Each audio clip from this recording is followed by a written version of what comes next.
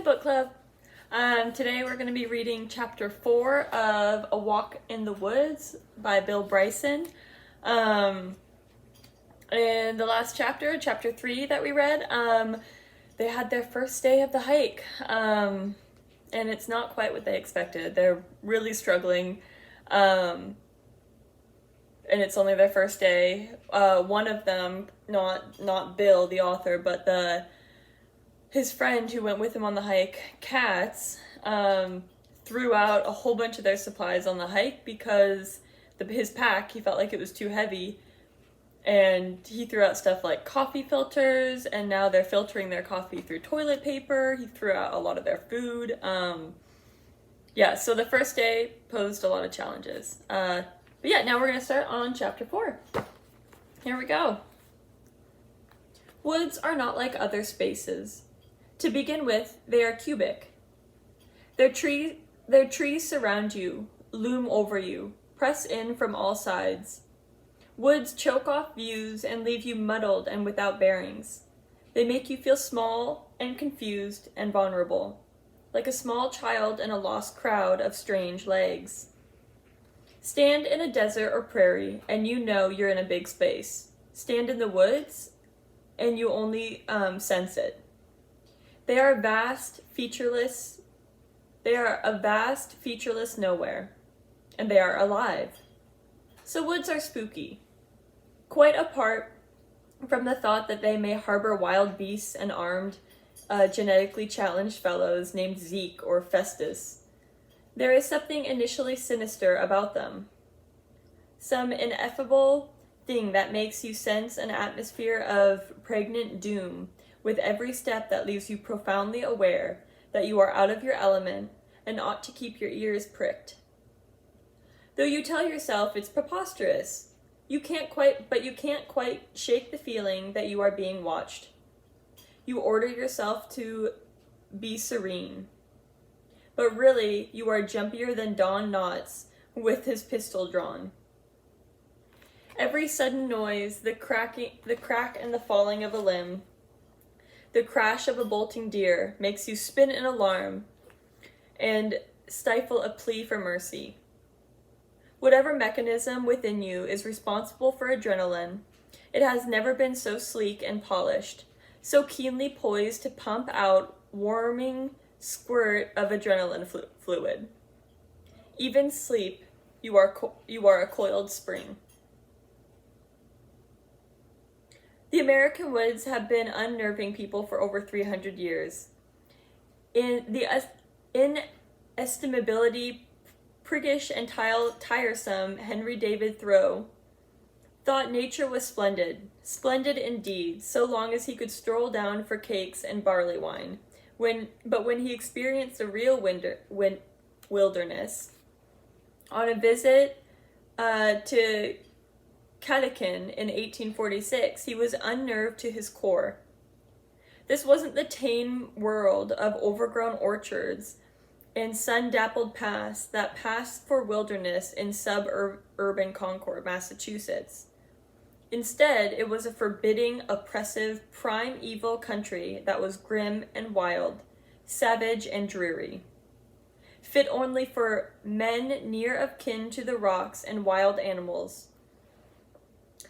The experience left him, in the words of one biographer, near hysterical. But even men far together and more attuned to the wilderness than Thoreau were sobered by its strange and palpable menace. Daniel Boone, who did not only wrestle bears but tried to date their sisters, described corners of the southern Appalachians as so wild and horrid that it is impossible to behold them without terror. Daniel Boone is uneasy, when Daniel Boone is uneasy, it's time to watch your step. When the first Europeans arrived in the New World, there were perhaps 950 million acres of woodland in what would become the lower 48 states. The Chattahoochee Forest, through which Katz and I now trudged, was part of an immense unbroken canopy stretched from southern Alabama to Canada and beyond. and from the shores of the Atlantic and to the distant grasslands of the Missouri River. That's a huge forest. That's huge. Well, most of that forest is gone now, but what survives is more impressive than you might expect. The Chattahoochee is part of 4 million acres, 6,000 square miles, a federally owned forest stretching from the Great Smoky Mountains and beyond, and spreading sideways across 4 whole states. On the map of the United States, it is an incidental smudge of green, but on foot, the scale of it is colossal. It would be 4 days before Katz and I crossed a public highway, 8 days until we came to a town. And so we walked. We walked up mountains and through high, forgotten hollows, along lonesome ridges with long views of more ridges, over grassy blades and down rocky, twisting, jarring descents.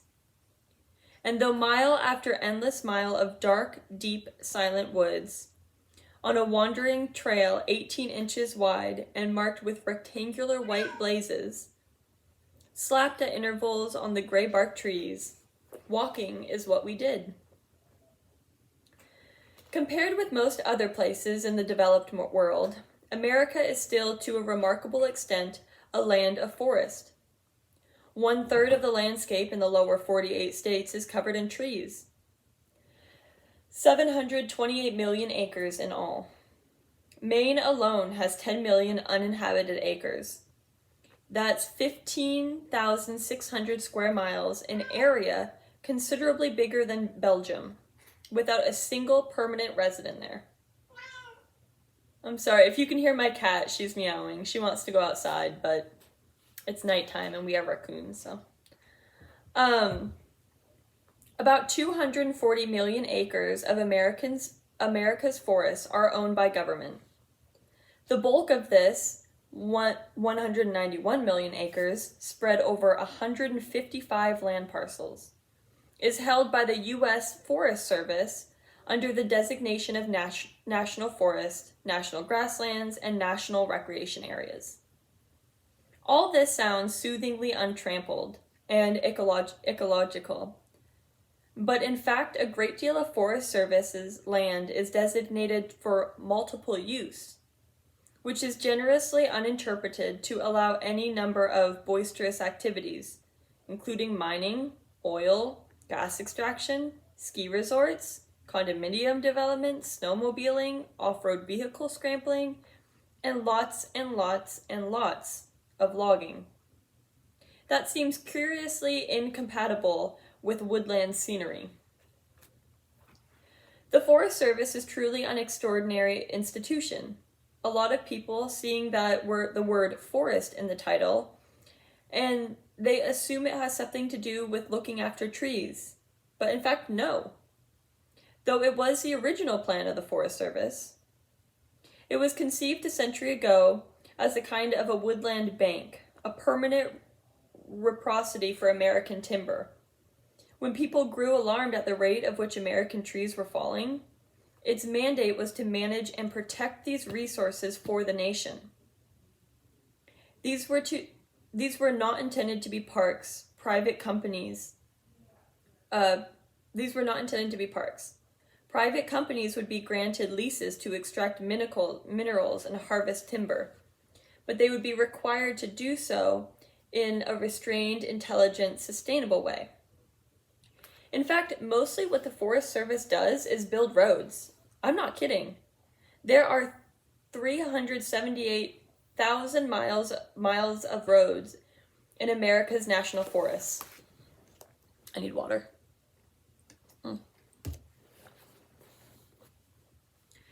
That may seem like a meaningless figure, but look at it this way.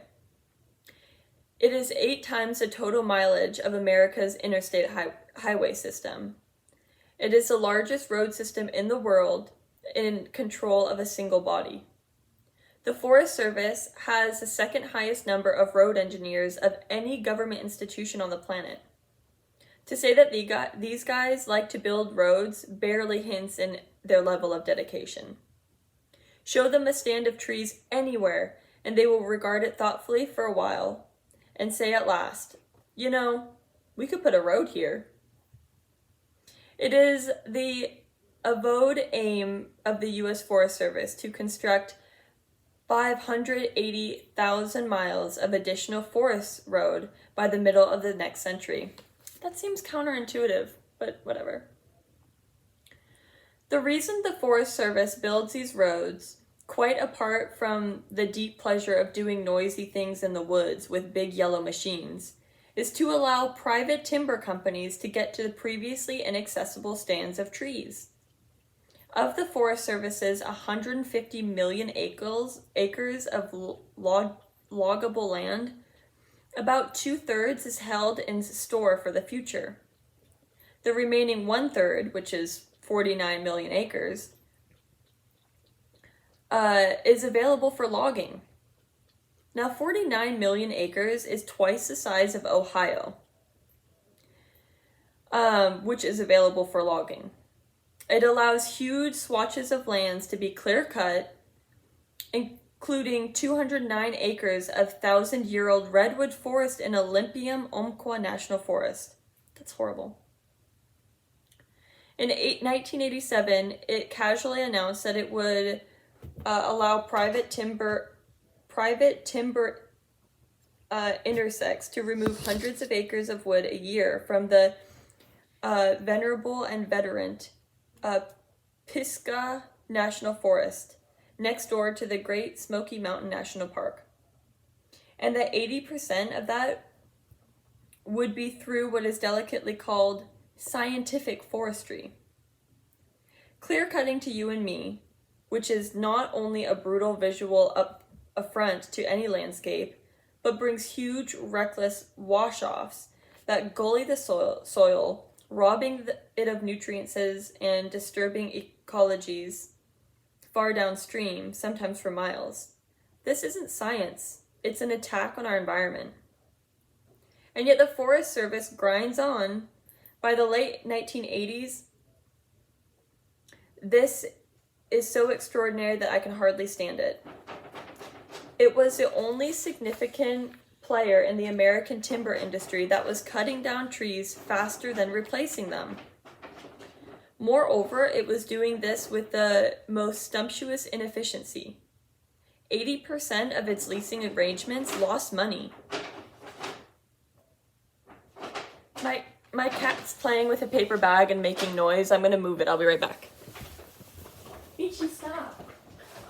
Stop it. Don't do that. Good girl. Okay. Sorry. She likes to play with paper bags. I don't know why.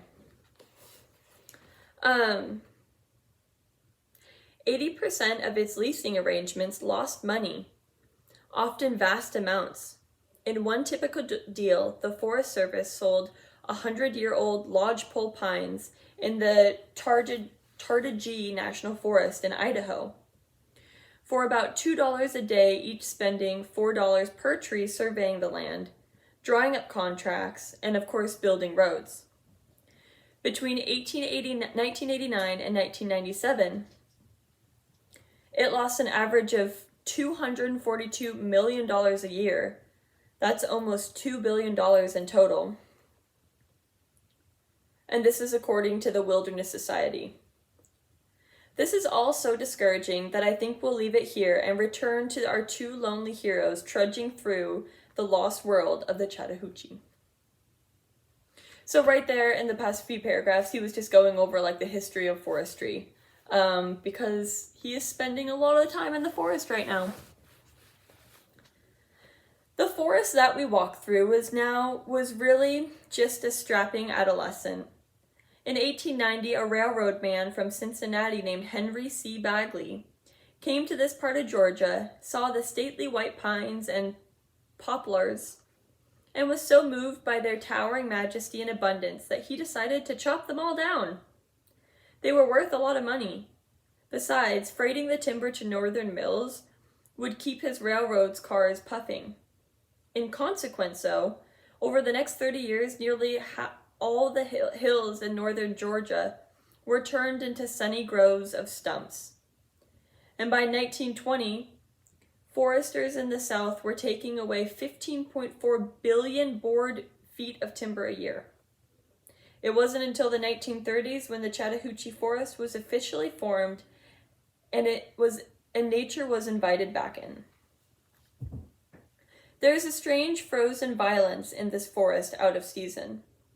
Every glade and dale seemed to have just completed some massive catalysm. Downed trees lay across the path every 50 or 60 yards, often a great bomb crater of dirt around it splayed by roots. Dozens more lay rotting in the slopes, and every third or fourth tree, it seemed, was leaning steeply on a neighbor. It was as if the trees couldn't wait to fall over, as if their sole purpose in the universe scheme of things was to grow big enough to topple over with really, really good splintering crash.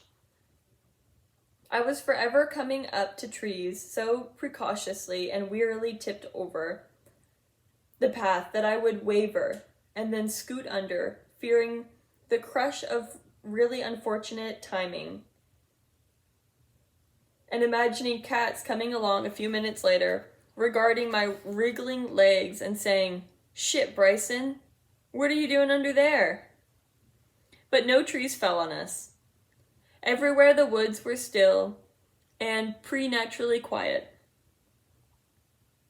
except for the occasional gurgle of running water and the tiny shuffle of wind stirring leaves along the forest floor. There was almost no sound at all. The woods were silent because spring had not come yet. In a normal year, we would be walking in the zestful bounty of a southern mountain spring, through a radiant, productive, newborn world, alive with the zip of insects and a flurried twitter of birds. A world bursting with fresh, wholesome air and that rich, velvety, lung-filling smell of chlorophyll you get when you're pushing through a low, leafy branches. Among all, there would have been wildflowers in dazzling profusion, blossoming from every twig, pushing valiantly through the fertile litter on the forest floor, carpeting every sunny slope and stream bank. There were 1,500 types of wildflower in the southern Appalachians. 400 rare types of them were in the northern Georgia woods alone. They were a sight to lift the hardest heart, but they were not to be seen in the woods in this grim march. We trudged through the cold, silent world of bare trees beneath pewter skies on the ground like iron. We fell into a simple routine. Each morning we rose at the first light, shivering and rubbing our arms. We made coffee, we broke down camp, ate a couple fistfuls of raisins, and then we set off into the woods in silence. We would walk from about 7:30 till 4:00. We seldom walked together, our paces just didn't match. But every couple of hours I would sit on a log, always surveying the surrounding undergrowth for a rustle or a bear or boar. And I'd wait for cats to catch up, to make sure that everything was okay. Sometimes other hikers would come along and tell me where Katz was and how far and how he was progressing, which was nearly always slow and gamely. The trail was much harder for him than it was for me, and to his credit, he tried not to bitch about it. It never escaped me for a moment that he didn't have to be here. I had thought that we would have a jump on the crowds, but there was a fair scattering of hikers. 3 students from the university in Jersey, an astonishingly fit older couple with tiny hiking packs to their daughter's wedding in far-off Virginia, a gawky kid from Florida named Jonathan, perhaps 24 of us all together in the same general neck of the woods, all heading north. Because everyone walks at different rates and rests at different times, maybe 3-4 times a day, you bump into some or all of your fellow hikers. especially on mountaintops with panoramic views or beside streams with good water. And above all, at the wooden shelters that stand at distant intervals.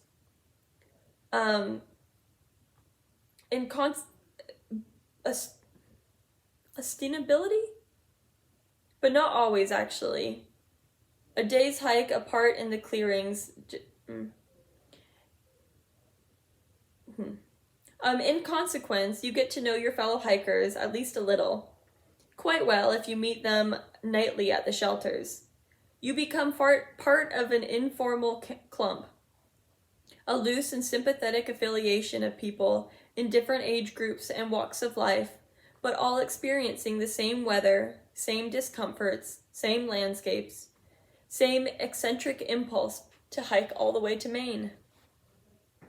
Even at busy times, however, the woods are great providers of solitude, and I encourage long periods of perfect aloneness. When I didn't see another soul for hours, many times when I would wait for cats for a long spell with no other hikers would come along. When that happened, I would leave my pack and go back and find him, to see if he was all right, which always pleased him. Sometimes he would be proudly bearing my stick, which I had left by a tree when I had stopped to tie my shoelaces or adjust my pack. We seemed to be looking out for one another, and it was very nice. I can put it no other way. Around 4, we would find a spot to camp and pitch our tents. One of us would go off and fetch a filter and filter the water, while the other would prepare a smudge of steamy noodles. Sometimes we would talk, but mostly we just existed in a kind of companionable silence. By 6 o'clock, dark and cold, weariness would drive us into our tents. Cats went to sleep instantaneously, as far as I could tell. But I would stay up and I would read for an hour or so, with my curiosity inefficient little miner lamp. With my curiously inefficient little miner's lamp. Its beam throwing quirky, concentric circles of light onto the page, like the light of a bicycle lamp, until my shoulders and my arms grew chilly out of the bag and heavy from tilting the book at awkward angles to catch the nervous light. So I'd put myself into the darkness and I'd lie and listen to the clear, articulate noises of the forest at night. The fidgets of wind and leaves, the weary groan of boughs, the endless murmuring and stirring, like the noises of a convalescent ward after lights out, until at last I would fall into a heavy sleep. In the morning we would rise again, shivering and rubbing our arms, wordlessly repeat our small chores, fill and hoist our packs, and then venture onto the great entangling forest again. On the 4th evening, we had made a friend. We were sitting in a nice clearing beside the trail. Our tents were pitched, and we were eating our noodles, savoring the exquisite pleasure of just sitting, when a plumpish young woman in a red jacket and a customary outsized pack came along. She regarded us with the crinkled squint of someone who is either chronically confused or can't see very well. We exchanged hellos and the usual pleasantries. We talked about the weather and where we were. Then she squinted at the gathering gloom and announced that she would camp with us. Her name was Mary Ellen, and she was from Florida, and she was as cats forever after termed her in a special tone of awe, a piece of work. She talked non-stop, except when she was clearing out her Eustachian tube? When she was clearing out her nose. She would pinch both sides of her nose and blow out with a series of violent and alarming snorts of sort, that would make a dog leave a sofa and get under the table in the next room. I have long known that it is part of God's plan for me to spend a little time with each of the most stupid people on earth, and Mary Ellen was proof that even in the Appalachian woods I would not be spared. It became evident from the first moment that she was a rarity. "So, what are you guys eating?" she said, plonking herself down on a spare log and lifting her head to peer into our bowls. "Noodles! Big mistake. Noodles have got like no energy. I mean, like zero." She unblocked her ears and then added, "Is that a starship tent?" I looked at my tent and I said, "I don't know." "Big mistake," she said. "They must have seen you coming at the camping store. What did you pay for it?" "I don't know," I replied again. "Too much, that's how much. You should have gotten a 3 Seasons tent." It is a 3 Seasons tent," I said. "Pardon me saying so, but it's like seriously dumb to come out here in March without a 3 Seasons tent." And then she unblocked her ears again. "It is a 3 Seasons tent," I repeated. "You're lucky you haven't froze yet. You should go back and punch the guy who sold that to you, because he's been negligible selling that to you." "Believe me," I said, "it's a 3 Seasons tent." She unblocked her ears one more time and shook her head impatiently. "That's a 3 Season tent?" She indicated Kat's tents.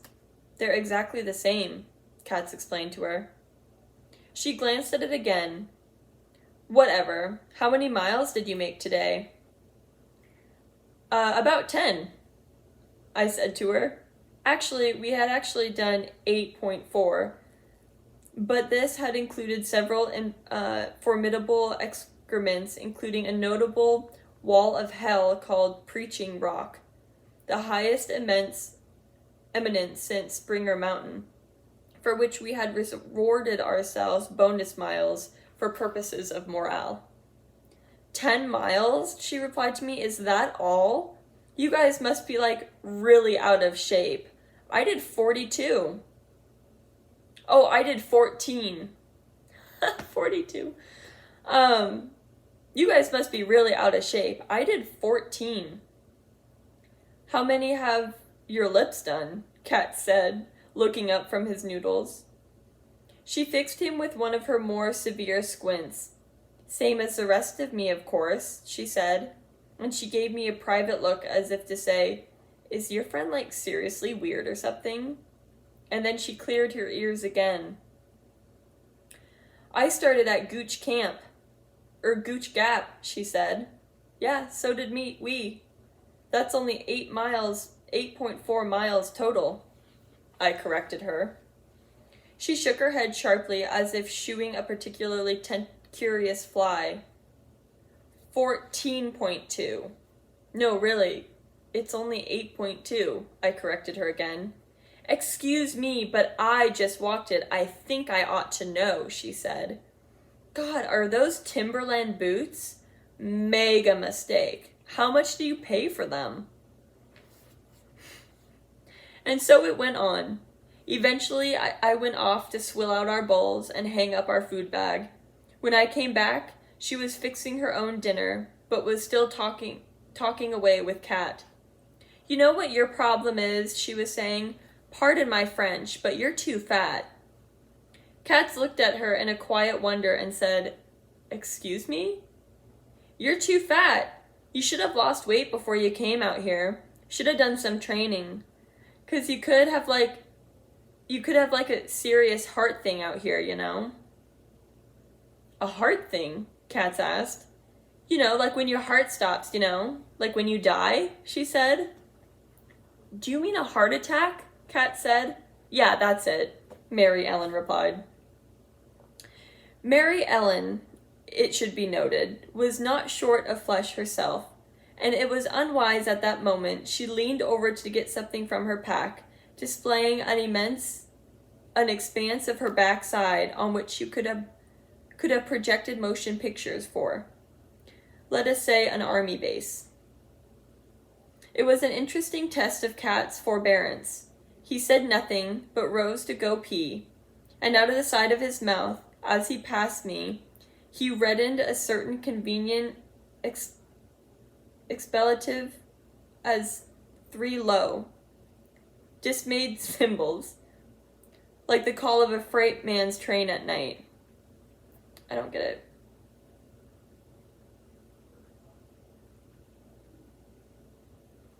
Oh, I think he flipped her off. I don't know. The next day, as always, we rose chilled and feeling wrecked. Set out about the business of attending our own small tasks, but this time with an additional strain of having our every move emanated and rated. While we ate raisins and drank coffee with flecks of toilet paper in it, Mary Ellen gorged on a multi-course of breakfast, and a breakfast of oatmeal, Pop-Tarts, trail mix, and a dozen small squares of chocolate, like she lined up in a row that she had lined up on a log beside her. We watched like orphan refugees while she plumped her jowls with food and enlightened us on our shortcomings with regard to diet, equipment, and general manliness. And then, now a trio, we set off into the woods. Mary Ellen walked sometimes with me and sometimes with Katz, but always with one of us. It was apparent that for all of her bluster, she was majestically inexperienced and untrail-worthy, and ill at ease on her own in the wilderness. I couldn't help but feeling sorry for her. Besides, I began to find her strangely entertaining. She had the most extraordinary redundant turn of phrase. She would say things like, "There's a stream of water over there," and "It's nearly 10 o'clock a.m." Once in reference to winters in Central Florida, she solemnly informed me, "We usually get frost once or twice a year, but this year we had 'em a couple times." Katz, for his part, clearly dreaded her company and winced beneath her tireless urgings to smarten his pace. For once the weather was kindly, more autumn-like than spring, more autumnable than spring-like in feel. But gradually it got mild. By 10 o'clock the temperature was comfortably in the 60s. For the first time since we started, I took off my jacket and realized with mild perplexity that I had absolutely no place to put it. I tried to put it in my pack with the strap and trudged it on. We labored 4 miles up the Blood Mountain, and then began a steep and exciting 2-mile descent towards Neal's Gap. Exciting because there was a shop at Neal's Gap, a place called Wallasey Inn, where you could buy sandwiches and ice cream. At about 1:30 we heard a novel sound, motor traffic, and a few minutes later we had merged from the woods onto Highway 19, which despite having 2 numbers was US Highway 19 and 129, which despite having 2 numbers was really just a back road through a high pass between wooded nowheres. Directly across the road was Wallasey Inn, a splendid stone building constructed by the Civilian Conservation Corps during the Great Depression, and now a combination of hikers, outfitters, grocery stores, bookshops, and youth hostel had sprung up there. We hastened across the road, positively scurried across, and we went inside. Now it may seem to stretch credibility to suggest that things like a paved highway and a whoosh of a passing car and a proper building could seem exciting and unfamiliar after a scant 5 days in the woods. But in fact it was just so. Just passing through a door, being inside, surrounded by walls and a ceiling, was novel. And the Wallasey stuff was, well, I can't begin to describe how wonderful it was. There was a single modest-sized refrigerator filled with fresh sandwiches, soft drinks, carton juices, and perishables like cheese. And Katz and I started to go in for ages, dumbly captivated. I was beginning to appreciate that the central feature in life on the Appalachian Trail was deprivation. And the whole point of the experience was to remove yourself so thoroughly from the conveniences of everyday life that the most ordinary things like processed cheese and a can of pop filled you with wonder and gratitude. It is an intoxicating experience to taste Coca-Cola for the first time and to be conveyed to the very brink of orgasm by white bread. It made all the discomfort worthwhile if you ask me. Katz and I bought 2 egg salad sandwiches each, some potato chips, chocolate bars, soft drinks, and then we went to a picnic table out back, where we ate with greedy smackings and expressions of rapture, and then we returned to the refrigerator to stare at wonder some more. The Walaski, we discovered, provided other services too, just for a small fee. They had a laundry center, showers, towel rentals, and we greedily availed ourselves for all of those things. The shower was dribbly and not great, but the water was hot, and I have never, and I mean never, enjoyed a grooming experience more. I watched with the profoundest satisfaction as 5 days of grime ran down my legs and out the drain, and noticed with astonishing gratitude that my body had taken a noticeably sveller profile. We did 2 loads of laundry, washed our cups and food bowls and pots and pans, bought and sent postcards, phoned home, and stocked up liberally on fresh and packaged foods in the shop. The store was run by an Englishman named Justin and his American wife Peggy, and we fell into a running conversation with them as we drifted in and out through the afternoon.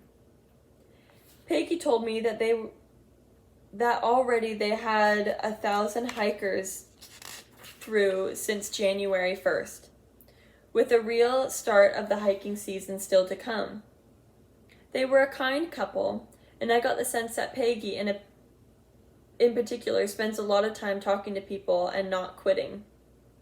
Only the day before, a young man from Surrey had asked them to call a cab and take them to Atlanta. Peggy had almost persuaded him to persevere and try for just another week, but in the end he had broken down and wept quietly and asked from the heart to be let go home. My own feeling was that for the first time I really wanted to keep going. The sun was shining, I was clean, I was refreshed, there was ample food in our packs. I had spoken to my wife on the phone and knew that all was well. And above all, I was starting to feel fit. I was sure I had lost nearly 10 pounds already. I was ready to go. Katz too. He was aglow with cleanliness and looking chipper. We packed our purchases on the porch and realized together in the same instant, with joy and amazement, that Mary Ellen was no longer part of our routine. I put my head in the door and asked if they had seen her. Oh, I think she left about an hour ago, Peggy replied. Things were just getting better and better. It was 4 o'clock by the time we set off again. Justin had said that there was a natural meadow ideal for camping about an hour walk on. The trail was warmly inviting in late afternoon sunlight. There were long shadows from the trees and expansive views across the river.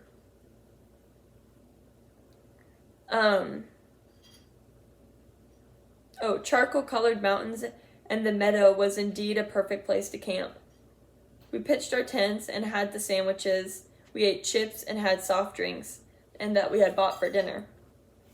And then, with as much pride as if I had baked them myself, I brought out a little surprise.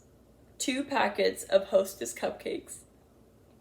Kat's face lit up like the birthday boy in a Norman Rockwell painting. "Oh, wow," he said. "They didn't have any Little Debbies," I apologized. "Hey," he said, "hey." He was lost for greater eloquence. Cats loved cake. We ate 3 of the cupcakes between us and then left the last one on the log, where we would admire it for it later. We were lying there propped against our logs, burping, smoking, feeling rested and content, talking for once. In short, acting much like I envisioned it in my more optimistic moments back home. When Katz let out a low groan, and then I followed his gaze to find Mary Ann striding briskly down the trail towards us from the wrong direction. "I wondered where you guys had got to," she scolded. "You know, you're like really slow. You could have done another 4 miles today, easy. I can see that I'm gonna have to keep my eyes on you from now on." "Say, is that a Hostess cupcake?" she asked. Before I could speak or Katz could seize the log on which to smite her dead, she said, "Well, I don't mind if I do." And she ate the cupcake in 2 bites. It would be days before Katz smiled again. All right, that's the end of chapter 5. So as a little summary, they talked about the history of the Forest Service for a little while, which is kind of interesting. I don't know, I like that kind of stuff. I like the trees. They have been hiking for a little while. The weather's starting to turn. They're starting to feel more fit and prepared in the morning when they go out. They hit their first big milestone, which is they got to the first little store that they came across yet. They ran into a really annoying hiker. Yeah, that was kind of it. So we will see what chapter 6 has to say next week. Thank you for joining. Bye, guys.